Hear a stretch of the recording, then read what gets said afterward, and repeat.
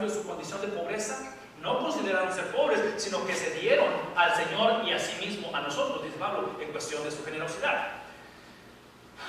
Esa es la última razón por qué quiero que va a ser importante esto. La última razón que creo que es importante de todo lo que hemos hablado es porque Lucas lo que va a hacer como escritor, al escribir Hechos, él va a decir esto: el cristianismo no es lo mismo que el judaísmo. Judaism. Y eso es importante porque el judaísmo, escuchen esto, el judaísmo, que es el Antiguo Testamento, es la base de lo que ellos llaman nationalism, toda la cuestión del de ser judíos. Y Lucas lo que va a decir es eso, va a decir: hey, el cristianismo no se trata de ser simplemente judío. El cristianismo inicia del judaísmo, pero su impacto es global, es a worldwide event. Entonces, Lucas lo que hace es que toma de este judaísmo y lo hace global. Por lo tanto, vean lo que dice la Biblia. Abran su Biblia rápidamente. Hechos capítulo 1. Dice lo siguiente: estimado Teófilo, yo estoy leyendo de la versión internacional, a lo mejor ustedes tienen una versión diferente. Estimado Teófilo, en mi primer libro, que creemos que es Lucas, el primer libro, estoy en Hechos capítulo 1, dice: me referí a todo lo que Jesús, escuchen esto, lo que Jesús comenzó a hacer y comenzó a ¿qué? A enseñar. Si les gusta subrayar su Biblia, son dos palabras que me gustaría que subrayaran: enseñar y hacer. Lucas está diciendo: no estoy tratando de venderte lo que yo pienso que sucedió, lo que yo escuché que sucedió. Te voy a decir todo lo que Cristo hizo y todo lo que Cristo enseñó. Vean lo que dice. Dice, versículo 2: hasta el día en que fue, ¿qué cosa? Llevado, recibido al cielo, de tal manera que dice: luego de darles instrucciones por medio del Espíritu Santo a los apóstoles que él ya había escogido. Versículo 3: después de padecer la muerte, se les presentó a los apóstoles, dice él, se les presentó dándoles muchas pruebas, y aquí usa la palabra convincentes, de que estaba vivo. Durante 40 días se les apareció y él les habló acerca del reino de Dios. Aquí está, sus hojitas. Cristo, y solamente Cristo es el dueño de la iglesia. En teoría y en doctrina lo sabemos, pero muchas veces no lo asimilamos realmente. Actuamos, e inclusive diría esto: nuestra percepción de la iglesia muchas de las veces nos encontramos inconformes porque siempre tenemos una opinión de cómo la iglesia debe ser. Todos pensamos que debe ser así, debe ser así, debe ser así. Y saben que las opiniones son importantes, estamos abiertos a las opiniones y lo que la gente piensa, pero al final de la historia, la iglesia pertenece a Cristo. ¿Por qué? Versículo 1 otra vez. Vean lo que dice aquí: está basada en lo que hizo Cristo y en lo que enseñó Cristo. La iglesia no existe para competir con la cultura. La iglesia no existe para intimidarse de la cultura. La iglesia no existe para ver si puede alcanzar a la cultura. La iglesia existió en este tiempo y existe hoy en día para transformar la cultura. Esa es la razón que existe la iglesia. Nosotros somos la única identidad que al final de la historia, cuando los cielos se abran y la presencia del Hijo de Dios descienda, somos la única identidad que estaremos de pie. Todo lo demás no va a existir. ¿Sí están conscientes de eso? Las Naciones Unidas no van a existir, los países no van a existir, las naciones no van a existir. Todo lo que va a existir va a ser la iglesia. Por lo tanto, está basada, dice el versículo 1, en lo que Cristo enseñó y en lo que Cristo hizo. Es por eso que les digo una vez más: la mejor relación que ustedes pueden tener, o la relación más saludable que ustedes pueden tener con Dios, es a través de la iglesia. Si ustedes se desconectan de la iglesia, por favor escuchen esto, se desconectan de Dios. Así de sencillo. No porque la iglesia salve, pero porque la iglesia es lo que te ayuda a vivir como salvo. El día que tú empiezas a cuestionar, a menguar, literalmente es como si ustedes hablaran mal de Arely o hablaran mal de mis hijos. Si yo escucho que ustedes hablan mal de mi esposa o hablan mal de mis hijos, van a tener un problema conmigo. ¿Sí explico? Porque nadie habla mal de mi esposa y nadie habla mal de mis hijos. ¿Por qué? Porque al final de la historia, si ustedes hablan mal de mi esposa o hablan mal de mis hijos, van a hablar mal de ¿quién? De mí.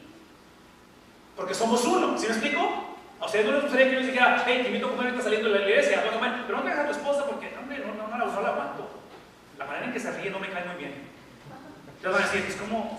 O que yo te dijera, oye, vengan a la casa el fin de semana, pero no traigas a los niños. Busca con quién dejarlos, porque no, si me explico, es lo que hacemos con la iglesia. La iglesia fue creada en la enseñanza y en la vida de Jesús. Versículo 2, dice aquí esto, y el versículo 2, dice, hasta el día en que fue llevado al cielo. Esa es la implicación de esto. Los evangelios narran lo que Cristo enseñó cuando Él estaba en la tierra. Hechos enseñan lo que Cristo enseñó cuando está sentado a la diestra de Dios Padre. La autoridad que Cristo tiene de resucitar y de vivir a la diestra de Dios Padre lo hace el dueño del asunto. ¿Sí me explico? La iglesia no es nada más un grupo de gente que siente cosas bonitas por Dios. Es algo que se estableció en el poder de Cristo, que Cristo literalmente hoy en día habita a la diestra de Dios Padre, y dice la palabra de Dios, para interceder ¿por quién? Por nosotros. Entonces, no hay manera que tú valores lo que Cristo hace sin valorar su iglesia. No hay manera que tú veas la importancia de un mediador o de un abogado para ti sin que tú valores lo que Él valora. Él valora la iglesia, Él vivió por la iglesia, Él murió por la iglesia, Él resucitó por su iglesia y Él viene otra vez por su iglesia. Entonces no hay manera que tú puedas decir, Dios me importa, quiero que Cristo sea mi abogado, quiero que Cristo sea mi redentor, si no valoras la iglesia. Yo puedo argumentar esto, y Martín Lutero lo puso de esta manera, el padre de la iglesia. Él dice que no hay salvación fuera de la iglesia. No hay salvación. Y yo diría exactamente lo mismo, no porque la iglesia salve, pero porque la iglesia te ayuda a vivir como salvo. Esa es la razón. En el versículo que sigue, déjenme nada más leer esto, versículo 3. Después de padecer la muerte, se les presentó dándoles muchas pruebas, otra vez la cuestión de la unidad de Cristo. Déjenme decirles nada más esto, así para que podamos movernos, porque tenemos que acabar esto. El punto de aquí es esto, de que tenemos que recordar esto. Cuando ustedes ven la trayectoria de Cristo a través de todo esto, la trayectoria de Cristo en todo esto, Cristo fue una sorpresa en su generación. Nada más pónganme atención a esto. Los griegos, los gentiles, y Lucas es un gentil, Lucas no es judío. Y otra vez, gentil simplemente significa todo aquel que no es judío. Los gentiles fueron completamente sorprendidos, no por la vida de Jesús, pero lo que los sorprendió fue la resurrección de Jesús. Porque en la mentalidad griega, ellos no creen en la resurrección. Inclusive, cuando ustedes leen fariseos y saduceos en la Biblia, sus grupos religiosos, una de las doctrinas que los separó completamente, los dos son grupos judíos, pero las doctrinas que los separó completamente, una de las más principales es la resurrección. Porque en los fariseos vienen de una cultura que ellos son más judíos, ellos abrazan más la mentalidad hebrea. En este caso los saduceos tienen una influencia griega, y los saduceos abrazaban la resurrección. Rechazaban la resurrección, estos abrazaban la resurrección. Entonces, lo que quiero que piensen es esto: a los griegos los sorprendió la resurrección, pero a los judíos lo que los sorprendió es que el Mesías se proclamó el siervo sufriente de Isaías 53. En otras palabras, los judíos decían: queremos un Mesías que sea un líder militar, que nos quite de este yugo romano, que nos saque adelante, que nos vuelva a los días gloriosos de David, cuando la monarquía estaba unida, cuando Saúl, David y Salomón reinaron. Y Cristo dice: yo soy ese, la única cosa es que yo vengo como el siervo sufriente. Isaías 53. Y eso los sorprendió completamente, porque lo que hace el Mesías es que les cambia las ideas preconcebidas. Aquí es donde quiero que piensen en nosotros. La iglesia no puede ser simplemente el lugar donde tus ideas preconcebidas de la vida, del matrimonio, de la crianza de los hijos o de la misma iglesia simplemente sean confirmadas. Ese tiene que ser el lugar donde seamos retados a cómo pensamos. Y se los voy a poner así de sencillo. La razón por qué los judíos se sorprendieron que el Mesías era un siervo sufriente es porque los judíos no pensaban que ellos necesitaban un redentor. Los judíos simplemente decían: nosotros tenemos la ley, cumplimos la ley, seguimos la ley, la llegamos a practicar la ley, por lo tanto no tenemos necesidad. Y Cristo viene y dice, así de sencillo, Cristo viene y dice, y empezando desde Juan el Bautista, diciendo a los líderes religiosos: ustedes son lápidas, tumbas lavadas, que por dentro están podridos, por fuera nada más se ven bien. Cristo viene y les habla de tal manera que otra vez les pone una situación donde les hace ver que no son los sanos que tienen necesidad del doctor, sino los enfermos. Se viene a sentar con recaudadores de impuestos, con mujeres de la calle, con gente que en un momento dado eran discriminadas por la sociedad. Entonces, aquí es donde vemos otra vez la implicación de esto que hace Cristo en cómo establece Él su reino. Dice al final del versículo 3, si ven ahí en la Biblia, dice, durante 40 días se les apareció y les habló acerca del reino de Dios. Eso se los he puesto anteriormente, se los voy a decir más en sus hojitas. Esa es la manera en que el reino de Dios es establecido. Es Cristo, misión e iglesia. En otras palabras, Cristo, su vida, lo que los evangelios dicen, lo que Él vivió, lo que Él enseñó, lo que Él mostró, es lo que establece la agenda del reino. La vida de Cristo establece cómo debe de vivir o lo que debe de ser la iglesia. E inclusive, Cristo como persona es el que establece cuál es la manera en vivir, en responder a la vida, en hacer decisiones. Y por eso vuelvo a lo mismo. Si tú no eres parte de la iglesia, lo que estás diciendo, estás tomando esta fórmula a la inversa. Tú estás diciendo, cuando tú tomas la iglesia bajo tu definición, automáticamente tú vas a una idea preconcebida de tener lo que la iglesia debe de hacer. E inclusive muchos se van de la iglesia porque la iglesia no hace lo que ellos piensan que debe de hacer. Una vez más, muchos se van de la iglesia porque en un momento de la iglesia no hace lo que ellos piensan que debe de hacer. Pero eso solamente me dice que al final de la historia lo que están haciendo es simplemente ver a Cristo como un maid, una sirvienta. Porque si Cristo es una sirvienta, la iglesia es una sirvienta, mi esposa debe ser una sirvienta, porque inclusive por eso la gente se divorcia, porque no haces lo que yo espero que hagas. No haces lo que yo espero que... Mis expectativas. Aquí está el punto, escuchen esto. Lo que quiero que entendamos es esto. Lo que está estableciendo esta agenda del reino es que Cristo en su vida, lo que enseñó, lo que vivió, establece cómo y de qué manera debo vivir. E inclusive diré esto: si ahorita tú te encuentras en un estado donde no sabes qué hacer con tu vida, cómo criar a tus hijos, qué hacer con tu matrimonio, o si estás en un estado en que nadie te va a decir cómo vivir tu vida, probablemente es que no conoces la persona de Cristo. Probablemente Cristo simplemente es bueno para que en Semana Santa celebres la cruz, su sacrificio, te salve de Satanás, te salve del infierno, pero no necesitas que te salve de tu persona. Y aquí es donde quiero que entendamos esto.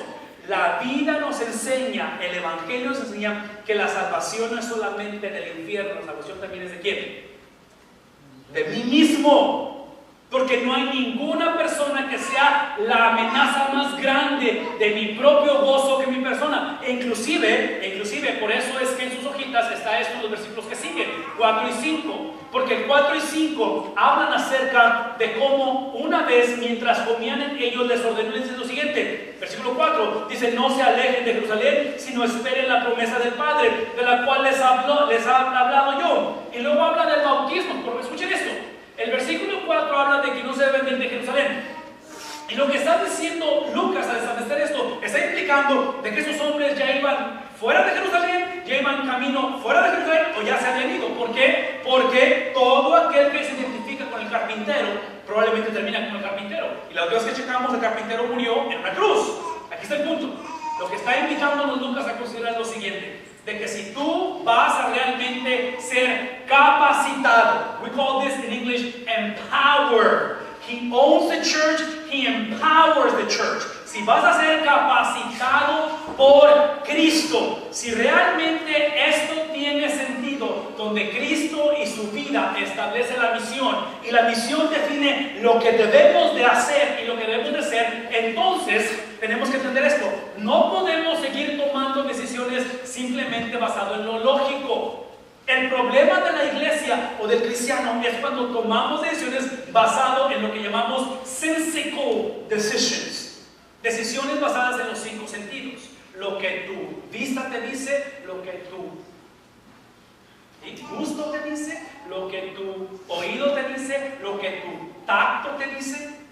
La vida del cristiano tiene que ser vivida más allá de los sentidos. Incluye los sentidos, pero es más allá. Entonces aquí está el punto del asunto. Lo que quiero decirles: la vida no nos tiene que ser más allá de lo que podamos percibir. Por eso vivimos por fe. Inclusive, versículo 5, vean lo que dice: Juan bautizó con agua, pero dentro de pocos días ustedes serán ¿qué?